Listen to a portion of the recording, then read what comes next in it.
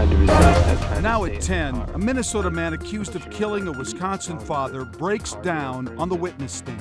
I was scared as hell. Tonight, a look at the testimony the jury will use to decide his Like, fate. this is it. Plus, Minnesota's law on DWI breath tests under review at the U.S. Supreme Court. And a display of giving from Inver Grove Heights after receiving a life-changing gift. A Twin Cities veteran is inspired to give back this holiday. thanks for joining us. Julie is off tonight. Deliberations are set to start tomorrow in the murder trial of a Minnesota man. Testimony ended with Levi Aker Kendall showing jurors how he stabbed a Wisconsin father this spring. Jay Olstead joins us now with more. Jay? Randy, in Polk County, Wisconsin today, Aker Kendall testified he was acting in self-defense. It was the latest in what has been contradictory testimony from both sides throughout the week, each claiming the other side was the aggressor. I was scared as hell. The culmination of 5 days of testimony ended with 20-year-old Levi Aker Kendall defending himself. How did he grab you?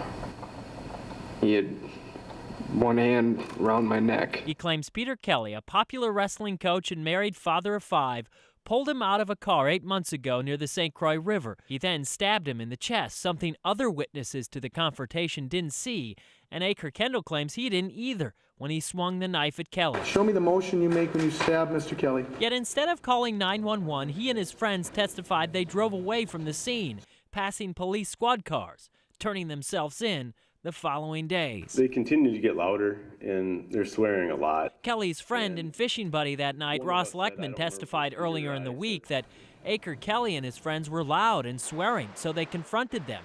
He admits both sides were yelling at each other, which ended with his friend on the ground, covered in blood. I saw where the hole was. I knew he was going to be dead. The emotion in the courtroom continued this week when Kelly's widow testified her husband was not the angry man Aker Kelly and his friends made him out to be. She described him as a good man and recalled telling her children their dad was not coming home. I said, "You don't remember how Dad went fishing last night?" And they said, "Yeah." And I said, "Well, something happened and he died." Then they screamed. A family without their father, a young man facing serious prison time. I'm so sorry.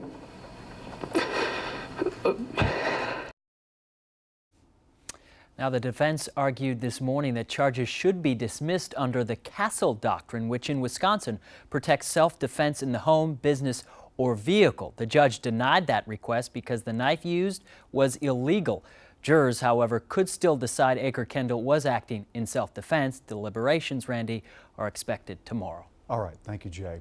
A St. Paul man faces charges tonight for the shooting of 3 men. Prosecutors believe 24-year-old Jermaine Williams shot and killed his ex's new boyfriend and another man inside an apartment yesterday morning. A third man was also shot. Police say he ran and officers found him alive in the street nearby. A Ramsey County man will spend up to 13 years in prison for the 1997 killing of his wife. The sentence was part of a plea deal in Tony Bachman's murder. Tony's loved ones gave statements in court today before 50-year-old Norman Bachman was sentenced. Her family members say they've never received closure because Tony's body has never been found. They called Norman a monster and wished his sentence would be longer. All through this, Norman has not shed a tear, no sign of remorse for the brutal murder of my sister. Prosecutor Andrew Johnson says the manslaughter charge was the best he could do considering the lack of a body, a weapon, and a confession until earlier this year. Investigators say only one seatbelt worn in a game called Nerf Wars is what played a major role in the death of 2 Lakeville teens 1 week ago today. Today, Dakota County Sheriff Tim Leslie said 3 of the 4 teens involved in that rollover were not wearing seatbelts. 17-year-old Jake Flynn and 18-year-old Johnny Price were thrown from the truck and died. The sheriff says Nerf guns were found at the scene, so he believes the teens gathered for a Nerf war, but he does not know if they were playing the game while driving. So this has had an incredible impact for thousands of people. And we want to try to answer those questions so that the family and the community can understand what took place. The driver of the truck is still in critical condition in the hospital. Investigators hope he will be able to give them more details when they get a chance to talk to him. The fourth teen who was in the truck is back in school. 20 people who live in a Minneapolis duplex are finding temporary housing after a 2-alarm fire raced through their home today. We were there as many of the renters worked with the Red Cross to gather their belongings from the duplex on 5th Avenue South. Firefighters say they rescued 3 people from the 2nd and 3rd floors before heavy smoke and flames forced them to evacuate as well. The cause of the fire is under investigation. Heading outside, we're expecting a wet weekend with plenty of rain. Once again, it looks like the snow's going to miss us. Quite the contrast from 5 years ago. Remember this? When more than 16 inches of snow fell and it brought down the roof of the Metrodome on December 11th, 2010. Jeff Edmondson is here now with our first look at the forecast. Jeff? Yeah, we had 16.5 inches of snow that day 5 years ago. Areas in Eau Claire had 22 inches of snow in one day. It was incredible. We're not seeing any of that today, though. Temperatures topped out at 39 degrees today, still way too mild and way too warm for any snowfall. This is our view tomorrow. Pretty stagnant for temperatures, not a big change, about 41 degrees in the afternoon. Cloudy skies likely all day. There could be some rain though moving in as we look ahead to tomorrow night. So here's kind of a quick snapshot of what the microcast looks like. Rain moves in Saturday night. We have rain on Sunday, and then on Monday, a little bit of snowfall possible. So there could see a little changeover happen as we look ahead to the end of the weekend. We'll talk about how much snow we could get, the timing of this once again, and then also there's more snow to talk about Tuesday, Wednesday, all of that in just a little bit. Randy? All right. Thank you, Jeff. Happening right now, a Minnesota law is under review at the nation's highest court. Right now, it's illegal here to refuse a blood alcohol test if you've been arrested for drunken driving. Supreme Court justices will consider whether states can criminalize that refusal if police don't have a warrant. Minnesota State Supreme Court has ruled that the law does not violate constitutional rights. An update now to a KARE 11 investigation that subjected a little boy to years of surgery and mind-numbing medications, which he may not have needed. Last November, KARE 11 exposed how Mary Welch brought her son from Texas to Gillette Children's Hospital in Minnesota. Court records claim she lied, falsely representing that Texas doctors had referred her son Duke for surgery, including a series of procedures on his brain and stomach. We've now learned the case is hung up in legal limbo. Texas prosecutors have dropped charges claiming the crimes happened here in Minnesota, so they need to be prosecuted here. Ramsey County had previously declined to prosecute, but is now reviewing the case yet again. New tonight, 3 more people face charges in the case of 2 Lakeville sisters who went missing during a custody dispute. A Herman, Minnesota husband and wife are accused of concealing Gianna and Samantha Ruckey on their farm for 2 years until authorities found them last month. Prosecutors say a 3rd woman from St. Cloud helped the girls' mom hide them at the ranch. The sisters are currently going through a process to reunite with their father. For the 2nd time this year, a second Twin Cities man is facing charges for threatening federal authorities online. FBI investigators accuse 19-year-old Khalid Abdul Qadir of threatening them over Twitter. The messages followed the arrest of his friend this week, who was charged with conspiring to help ISIS. Abdul Qadir is being held without bail pending a hearing next Wednesday. Last month, another man received probation after he admitted to threatening U.S. Attorney General Loretta Lynch over Twitter earlier this year. When he pleaded guilty, Mohammed Saeed said he was angry because prosecutors charged 6 of his friends with conspiring to join the Islamic State. GOP presidential frontrunner Donald Trump campaigned in Iowa tonight as members of his own party brainstorm ways to defeat him in the primary. The backlash is the latest reaction to Trump's plan to ban Muslims from entering the country. Cities are taking action too. We've learned that St. Paul council members will vote on a resolution next Wednesday which condemns Trump's proposal and bans him from visiting the city. The mayor in St. Petersburg, Florida, made a similar announcement earlier this week. Still ahead at 10, a Minnesota town rebels against a threat to sue over a Christmas nativity. Plus holiday lights for a great cause. Tonight, how one man's light display aims to support military veterans and their families. And a singing tribute to a songwriter who touched so many lives. Hey guys, Tariq and I are playing catchphrases with Will Smith, Kirsten Dunst. We got music from Calvin Harris. And thank you notes. Ooh, do not yeah. change the channel, good. Oh, yeah. Yeah. It's like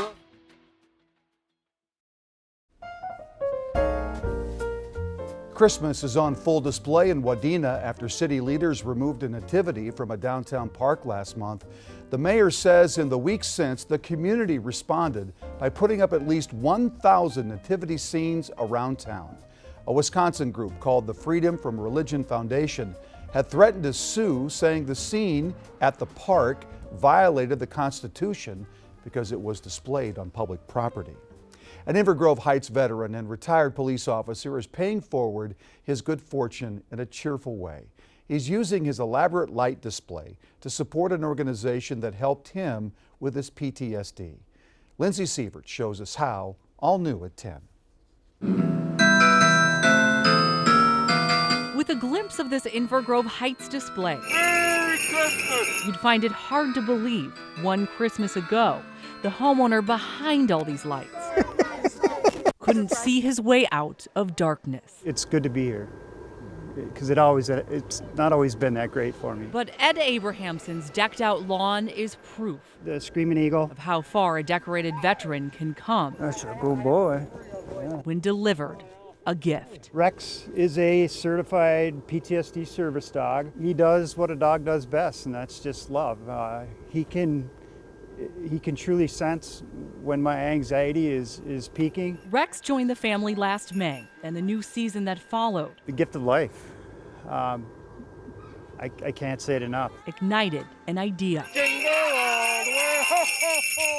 It just kind of ballooned from there, as you can see.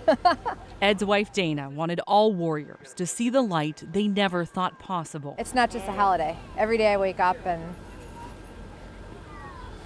I'm thankful that my husband's here. And now anyone moved by the display of strength can donate to Rebuilding Warriors. Enjoy, and it's our way of saying thanks. The organization that gave the family Rex. There's other people out there that are struggling and trying to find a reason to live day by day, and they get forgotten about. But not in this front yard where service continues.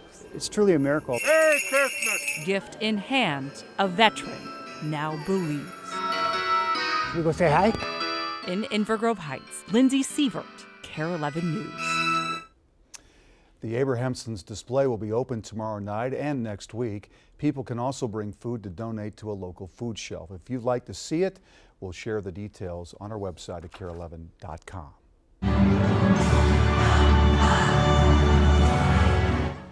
For the third straight year, thousands of people filled the rotunda at the Mall of America to honor Zach Sobiak.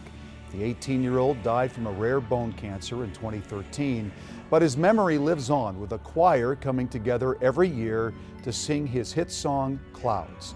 This year, the mall estimated more than 5,000 singers showed up.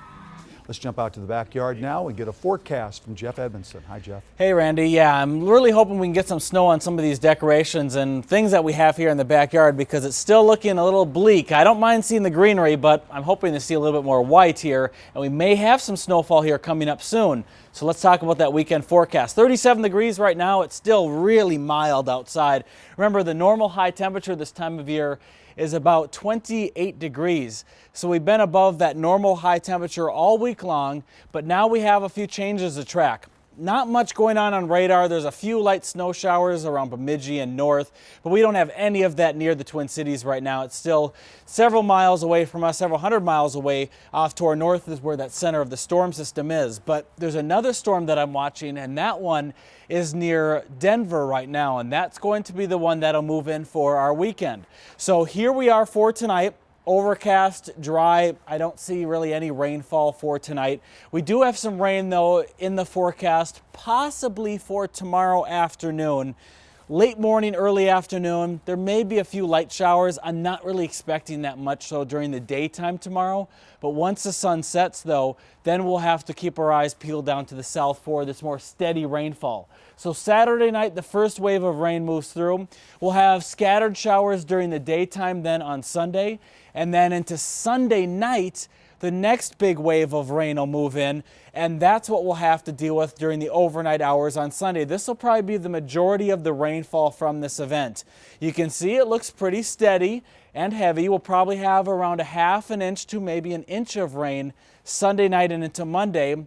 But the one thing that we've been watching all this week is where is the cold air? We haven't had any cold air this week, not enough to create snowfall, and as of this point here at 10 p.m. Sunday, the cold's still to the north, but the model now indicates that it's going to sweep in down to the south and over the Twin Cities.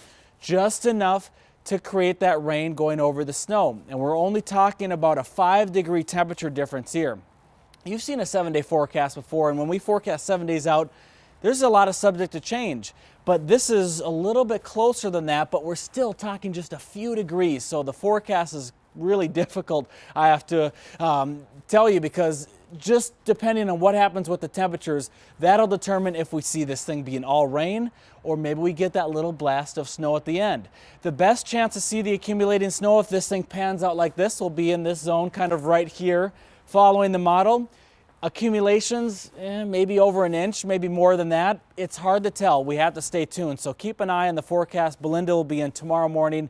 I'll be back in tomorrow night. We'll give you more details and we'll have more confidence on this forecast, be able to pin it down for you. Still looking at rain for Sunday. That snow possible on Monday. And then into Tuesday, Wednesday, another clipper system will move in. And this will actually looks more likely for some light snowfall for our area, but it doesn't look like it'll be that heavy then. Colder after that snow moves through, but it looks like with the snow on the ground and the colder temps, we may have a white Christmas. All right, Jeff, thanks very much. Toys for Tots time in the backyard. A beautiful night to be hanging out with some great people here. Not too bad, not too cold just yet. This is Marine Sergeant Grant, and you are telling me at this point there's still a group of kids that we need to buy for, that people need to come donate. Yes, sir. We're still requesting gifts for children, prefer the age between 8 through 11 girls specifically, because we've been low on that. We're trying to get enough out, so yeah. That's all I have. Can we toot our own horn? Tell us how great the KARE 11 viewers have been. Have you been getting a great turnout the last couple of this first week here at the tent? Yes, sir. Yes, sir. The last couple of weeks was a lot of donators. It's been a good week so far. A little bit slow today, but hey, it is what it is. All right. We love it, though. Thank you very much. This is Laura Goldstein from Wedding Day Diamonds. I don't want to hang on. I'm going to make sure you get your camera time here, Laura.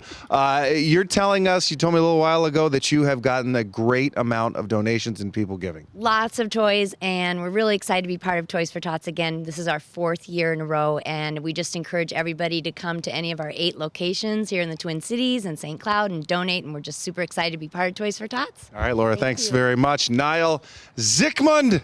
So you really have to punch that, don't you? Spring Lake Apartment, Blaine, Mounds View Fire Department. You brought some toys for us tonight, didn't you? We did. This is on behalf of the men and women that make up the Spring Lake Park, Blaine, Mounds View Fire Department. We wanted to do something to honor our 2 Marines, both retired and also honor the Marine. And anytime you can put a smile on a kid's face and joy in parents' hearts, it's worth doing. Awesome. We appreciate you coming out. We appreciate what you all do. Of course, the tent is open from 8:30 a.m. to 10:30 p.m. You can come tomorrow if you want through December 19th. I'll be back in a little bit with Sports Inside, where it's a little bit warmer, in just a moment.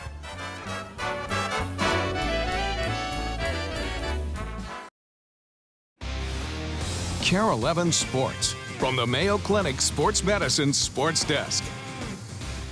With just 4 losses on the season, the Gopher volleyball team has seemed elite all year. Tonight, they officially become it. The Gophers, after rally in the first set, taking on Illinois down 22-18. They start a comeback. Sarah Wilhite leads the charge. 3 straight kills to give Minnesota a 25-22 win after taking the second set The Gophers can get the sweep. Molly Lohman with the exclamation point.